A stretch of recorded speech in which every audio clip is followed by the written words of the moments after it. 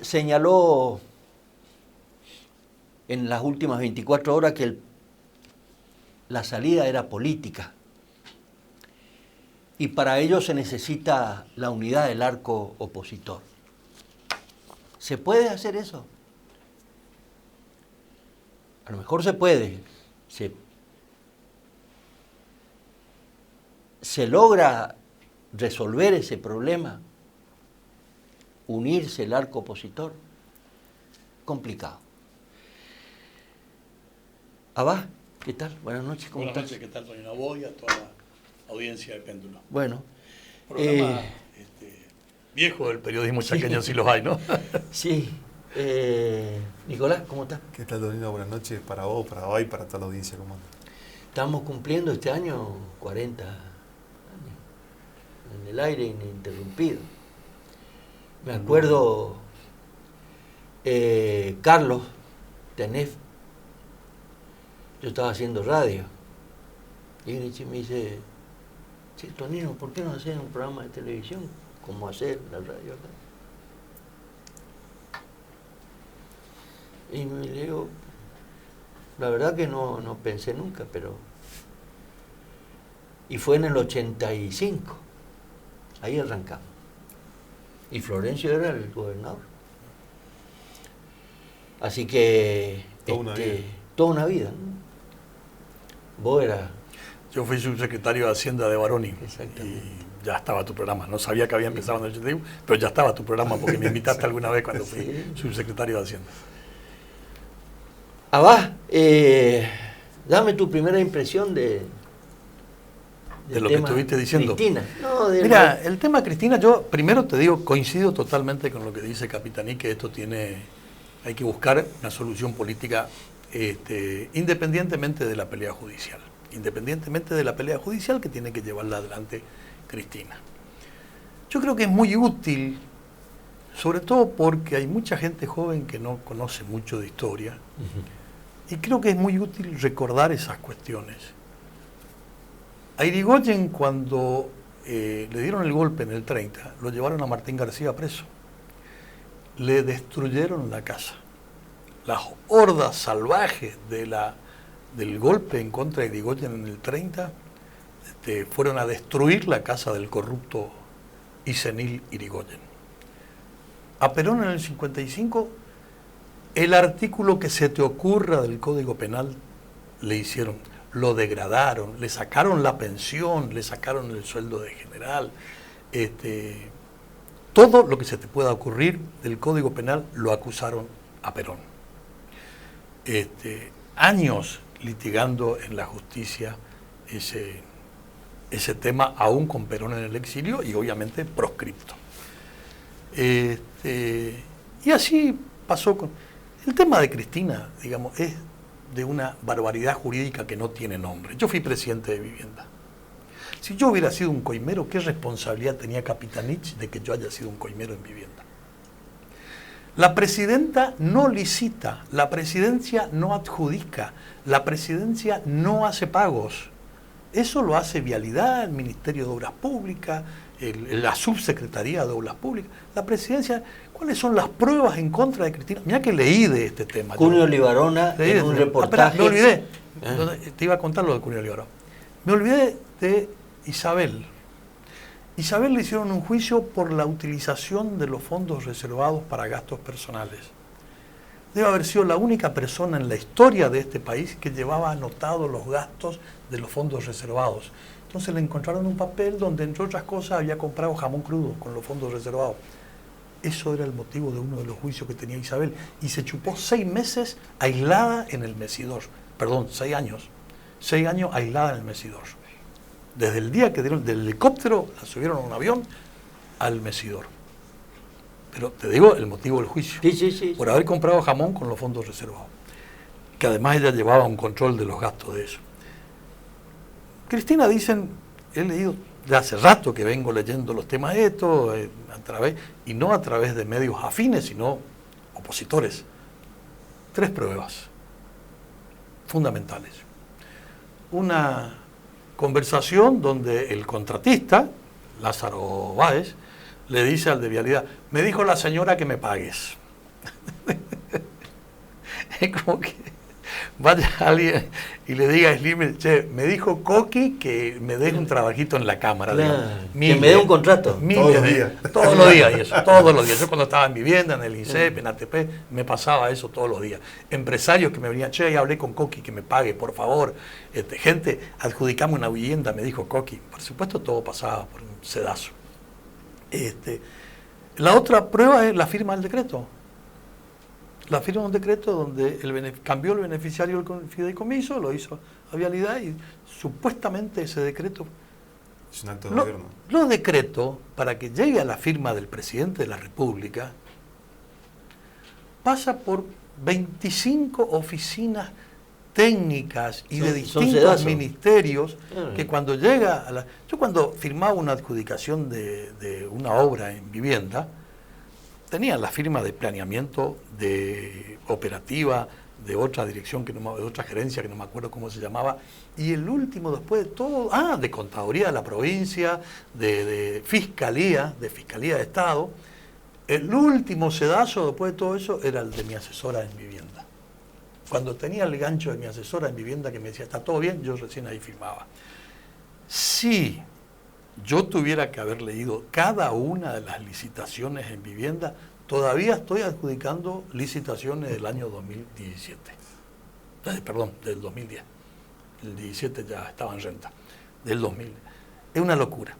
Y la última prueba dice, hubo una reunión en Río Gallego donde Lázaro Báez, Cristina y el director de Vialidad se pusieron de acuerdo para desarmar la empresa de Lázaro Báez. Esas son las pruebas que están ahí. El perito dijo que no había nada de qué acusar a nadie. El perito de Vialidad, mandado por el dueño de Vialidad, el interventor de Vialidad, que era este hombre de Macri, que no recuerdo el apellido ahora. Entonces, acá es una mentira cuando se repite a través del tiempo, y yo creo que hay mucha gente, honestamente, te digo, no yo honestamente, sino esa gente honestamente cree que Cristina delinquió. Porque son tantos años de decir lo tengo en mi familia, que robó, que la gente cree, y alguna gente de buena fe. Miente, que algo queda. Que algo queda. Claro, lógico. Esto es como yo siempre pongo el ejemplo. Durante siglos se repitió que la mujer era inferior al varón. A tal punto que las mujeres creían que eran inferiores al varón. Y hasta hoy creen algunas que son inferiores al varón. Pero es una mentira que se repitió durante siglos. Entonces, yo creo que la salida para rebatir eso, independientemente de todo lo que judicialmente haga Cristina con sus abogados, me parece que es política, y en eso tiene una responsabilidad inmensa el peronismo, no para consigo mismo el peronismo, tiene una responsabilidad para con la sociedad argentina. Esta gente, tanto a nivel provincial como a nivel nacional, si no se les pone un freno, nos llevan puestos. Nos llevan puestos. Estamos... El ciclo de endeudamiento que está llevando adelante el genio de las finanzas, como lo calificó Macri en su momento, es terrorífico. No les alcanza la plata del fondo para juntar las reservas. Ahora pidieron 2.000 millones más, independientemente de las otras deudas que siguen estableciendo. Y en la provincia estamos viviendo de prestado. Todos los fines de mes tenemos que pedir anticipo de coparticipación del otro mes. Con lo grave del tema es que algunos de esos anticipos generan intereses. Le estamos pagando intereses al Ministerio de Economía, a la Nación. Entonces, claro, se miente que heredaron un desastre, cabalgando sobre cosas que también fueron errores nuestros, es justo reconocerlo, pero esto que vos decías recién, lo del acueducto. Yo hoy les conté fuera de cámara a ustedes, vi un tuit de SAMEP, donde dice... Firmamos la licitación, se empezaron 5 ofertas para culminar el acueducto y van pasando junto al tuit un video muy bien filmado de la planta potabilizadora y de la planta de la toma de agua. Yo digo, a la miércoles, que se hizo mucho cuando no se hizo nada. Claro. Porque es imponente cuando uno ve eso que ya está hecho en el video. Claro. Entonces, pero se miente permanentemente, y digo, y vuelvo a insistir, hay gente, pasó en el 55, pasó en el 76, uno tiene sus años, tiene demasiadas lecturas y sabe estas cosas, y la responsabilidad del peronismo para con la sociedad argentina es organizarse, unirse, buscar las formas de reunir al resto de los sectores populares para enfrentar y esto es frenar el esto. síndrome de Estocolmo. La gente se enamora del verdugo. Yo digo, se dice tantas mentiras y por supuesto hay un blindaje periodístico y la gente sigue creyendo y votó. O sea, ganó por 12 puntos. Esdero, más allá de que fue a votar el 52%, digamos. Esdero perdió 110.000 votos con respecto al 23. Fue la peor primer legislativa intermedia de un gobierno provincial desde el retorno de la democracia. Bueno, pero eso no se dice. O sea, no se hace el análisis periodístico, político, como se hacía antes, salvo honrosas excepciones, pero esas honrosas excepciones por ahí no mueven el amperímetro. Entonces, la pregunta es, ¿hay una causa? ¿La gente va a poder reaccionar? Y lo primero, vos dijiste algo muy importante, el peronismo tiene una impronta que seguir. Me parece que... Una responsabilidad. Una responsabilidad ciudadana y cívica. Es la oposición más importante del país ahora. Me parece que ya tienen que empezar aunque sea sentarse en la plaza con un megáfono y entrar a denunciar las cosas, porque hay muchas cosas para denunciar. Evidentemente la justicia no le da artículo, porque la denuncia que ustedes hicieron, la justicia agarró. Capítulo aparte. Y eso que hay fiscales que son peronistas, evidentemente, abajo. Sí, ahí quiero sumarte 2 o 3 cosas a lo que dice la VAC, que la explicación me parece fantástico, porque es así como lo plantea Tonino. Y primero y principal, que hay 2 figuras que no son menores a nivel nacional en cuanto a la determinación de cualquier gasto o obra pública, que primero es, por ejemplo, el jefe de gabinete de ministro, que es el responsable directo de las cuestiones vinculadas a erogaciones, y también, por supuesto, el ministro de Infraestructura, que lo dijo bien abajo, que era Julio Devido, absuelto en la causa, y el otro ni siquiera está en la causa. Y la presidenta, que era la que menor responsabilidad tiene la condena más alta, porque tiene la condena de 6 años, porque quizás si era menos la condena, podría claramente buscar otras alternativas jurídicas para que no le termine perjudicando. Entonces, me parece que hoy hablaba con un colega tuyo y le decía algo que me parece muy claro, ¿no? La condena de Cristina no es ahora, fue hace 10 años atrás. Sí. La condena fue social, es lo que vos planteaste. Ella tuvo una condena social que hoy queda demostrada por un fallo, una sentencia que firman 3 miembros o ministros de la Corte Suprema de Justicia, los cuales firman un disparate y lo que están buscando es justamente censurarla a que no pueda ser candidata, faltando 30 días para las elecciones, el cierre de lista, de provincia de Buenos Aires, la inhiben de que pueda ocupar cargos públicos, y también sabiendo de que no la pueden sacar de la cancha por el voto popular, porque ella sigue teniendo la supremacía en el voto y en el acompañamiento de la gente. Entonces me parece que tienen que buscar este tipo de alternativas para sacarla en el medio. Pero yo quiero hacerte un párrafo aparte de la justicia. Yo realmente creo que hay que darle una discusión de seriedad a todo el sistema judicial, pero no por el funcionamiento, Tonino. Tiene que ver con algo que nosotros venimos discutiendo hace un tiempo, y acá la gente está cansada de la casta. Y es verdad, la casta política está cansada. Ahora, no hay más casta que el Poder Judicial. No hay más casta que esos jueces y fiscales, que muchos pueden ser buenos, y yo no estoy discutiendo, puede haber diputados buenos, puede haber funcionarios buenos. No tiene que ver con la cuestión de bondad de la persona, tiene que ver con una cuestión de alternancia. Primero y principal, tienen una situación en la cual tienen el privilegio de no pagar impuestos a las ganancias. Privilegiado en el país, los únicos trabajadores son los jueces y los magistrados, en general los magistrados, que no pagan impuestos a las ganancias. Vos, si tendrías que pagar, lo tenés que pagar, va lo mismo, yo lo mismo, todos tenemos que pagar impuestos a las ganancias en caso de que llegáramos a esos montos, ¿no? Que muchos no llegamos, pero digo, en el caso de llegar. Segundo, tienen un control que es completamente corporativo hacia ellos. Los mismos que los controlan a ellos, que es el Consejo de la Magistratura, son ellos mismos que corporativamente terminan definiendo lugares o posiciones a futuro de la justicia, por lo cual mantienen todas buenas relaciones. Entonces el control no es real, no es mentira. Segundo, desde que asumen su función no los pueden tocar más hasta que se jubilan. ¿Por qué? ¿Por qué no están 4 años como un diputado o 4 años como un funcionario, como un gobernador, como un ministro? ¿Por qué? ¿Por qué de manera indefinida?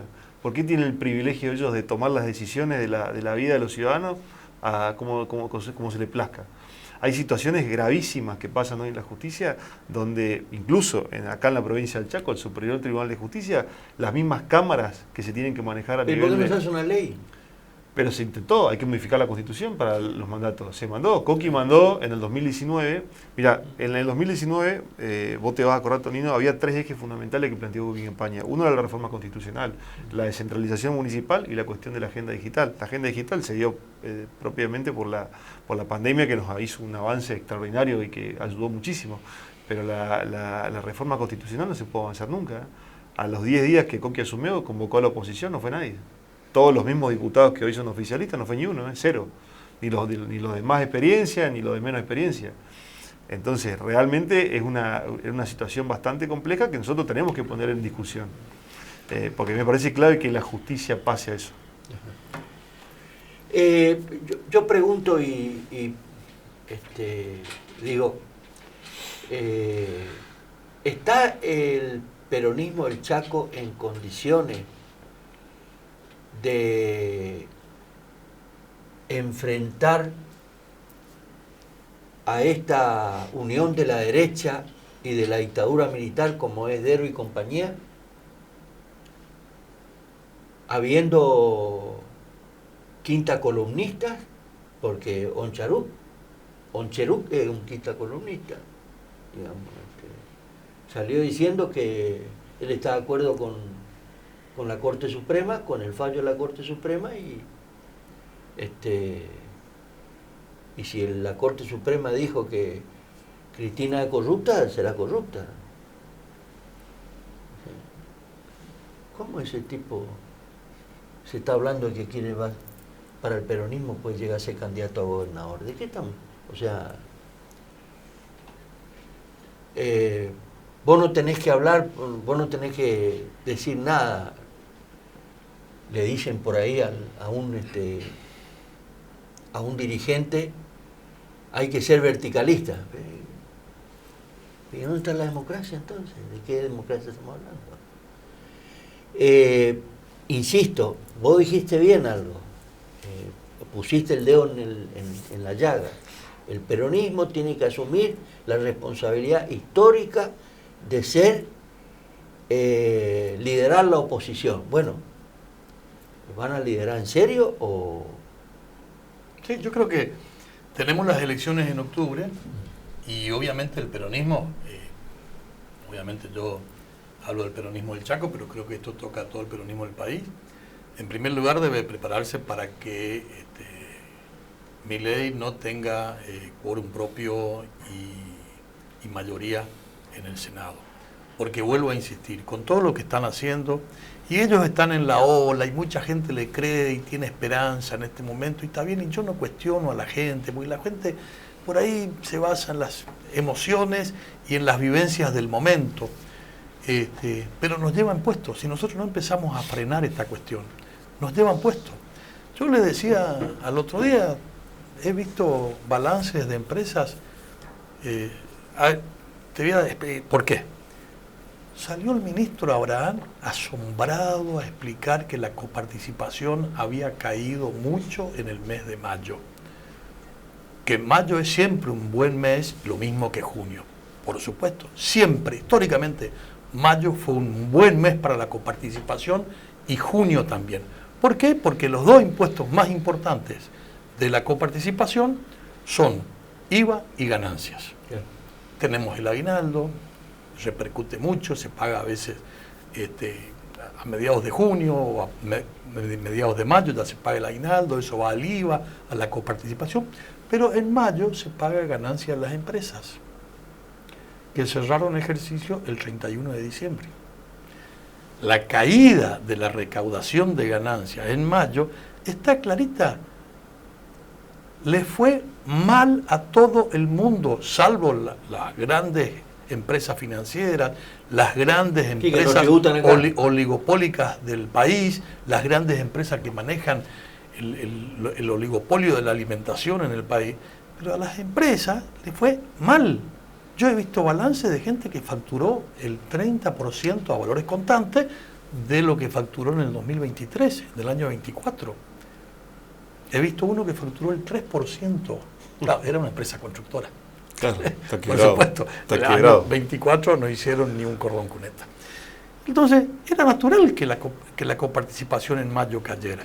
allá a Buenos Aires a pedir anticipo de coparticipación. Está bien, vos querés pagar los sueldos, te damos el aumento, el anticipo de coparticipación, pero que tus senadores levanten la mano en la Cámara de Senadores, que tus diputados nos llevan puesto, esto nos conduce mucho más rápido de lo de Martínez de O, mucho más rápido. ¿Por qué? Lo mismo que Macri. De la noche a la mañana, la única solución que tuvieron fue 45.000 millones del Fondo Monetario. De golpe nos endeudaron, deuda que no teníamos, un peso no le debíamos al fondo. Ellos en una noche resolvieron endeudarnos en 45.000 millones. ¿Qué solucionaron? Absolutamente nada. Absolutamente nada. Entonces, ahora están por el mismo camino. 20.000 millones más, 2.000 millones nuevos con bonos, y así seguimos este camino de endeudamiento que cada vez... Yo te pregunto, Tonino, las únicas causas de la inflación, según dijeron estos económicos, estos chantas de la economía, porque son financistas, no economistas, son la emisión monetaria y el déficit fiscal. O sea, el déficit fiscal y la emisión monetaria que lleva acompañado para cubrir ese déficit fiscal. Hace 1 año y medio que, según informan, no tenemos déficit fiscal. Y hace 1 año y medio que no hay emisión monetaria. Pues, como dirían los gallegos, pues coño, seguimos teniendo inflación. Sí. Más baja, más alta, pero seguimos teniendo inflación. Porque no es la única causa. Eso es una parte de la causa. ¿Y dónde están los dólares? El problema está en la Argentina, en la estructura monopólica, fundamentalmente en los alimentos. Esto podemos hablarlo un poquito más largo. Pero hay estructura de monopólica y una dependencia muy grande del dólar. Y ahora están con un dólar ahí contenido porque no quieren que reviente nada ante las elecciones. Yo vuelvo a insistir, el peronismo tiene que entender esto, asumir la responsabilidad histórica que tiene, dejar de lado los egos personales. Luego me decís, sacó 8 diputados. Y el peronismo oficial sacó 6, pero había 2 que estaban del otro lado. Si hubiéramos ido juntos, ¿qué pasaba? Hubiera sido, no la peor, hubiera sido la desastrosa elección intermedia de un gobierno. Catastrófica. Entonces, yo creo que el peronismo tiene que dejar de lado muchas cuestiones rispideces, mucha cuestión de ego, porque tenemos una responsabilidad, no para con nosotros el peronismo, sino para el resto de la sociedad, para tratar de frenar esto. Yo no digo cambiar ahora, porque además en octubre no cambiamos el gobierno, no se lo cambia a Milei, Claro. no se lo cambia a Esdero. En octubre votamos legisladores nacionales. Entonces, esos legisladores nacionales tienen la obligación de frenar un poco esto. Hoy hablaba con un empresario importante acá de Resistencia, y él me decía, no, estamos una crotera a las ventas. Y yo le decía, el salario real no es un problema solo de los trabajadores. ¿Cómo, contador? Me dice. Sí, el salario real también es un problema de ustedes. ¿O a vos te alcanza la plata como te alcanzaba hace 4 años? Con inflación y todo. No te alcanza la plata. Claro. Vos estás todos los días sumando para pagar la luz, al otro día sumando para pagar el agua, al otro día sumando para pagar a tu empleado y le pagan cuota a tu empleado. Sí, me dice. Y bueno, hermano, el salario real no es solo un problema de los trabajadores, Claro. es también un problema de los comerciantes y de los empresarios en general, digo. Me voy a la pausa y, digamos, en la pausa, insisto, cuál es la responsabilidad, a la vuelta, cuál es la responsabilidad del peronismo en esta nueva etapa. No está Cristina, tiene que haber una, digamos, barajar y dar de nuevo, pero cuál es la responsabilidad del peronismo, porque acá en el Chaco, por ejemplo, ¿qué va a pasar después de octubre? ¿Qué va a pasar después de octubre? El gobierno del Chaco, ¿cuántos diputados le va a dar en el acuerdo a Milei? No creo que sean del radicalismo. No existe más radicalismo. Ni logotipo tiene el Chaco Puede. Entonces, ¿cuántos diputados? ¿El peronismo tiene algo para decir en esto?